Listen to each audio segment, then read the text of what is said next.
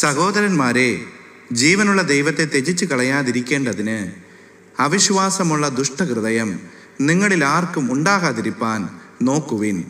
നിങ്ങളാരും പാപത്തിൻ്റെ ചതിയാൽ കഠിനപ്പെടാതിരിക്കേണ്ടതിന് ഇന്ന് എന്ന് പറയുന്നിടത്തോളം നാൾതോറും അന്യോന്യം പ്രബോധിച്ചു കൊള്ളുവിൻ. ആദ്യ വിശ്വാസം അവസാനത്തോളം മുറുകെ പിടിച്ചുകൊണ്ടാൽ നാം ക്രിസ്തുവിൽ പങ്കാളികളായി തീർന്നിരിക്കുന്നുവല്ലോ. എബ്രായർക്ക് എഴുതിയ ലേഖനം 3-ാം അധ്യായം 12 മുതൽ 14 വരെയുള്ള വാക്യങ്ങൾ.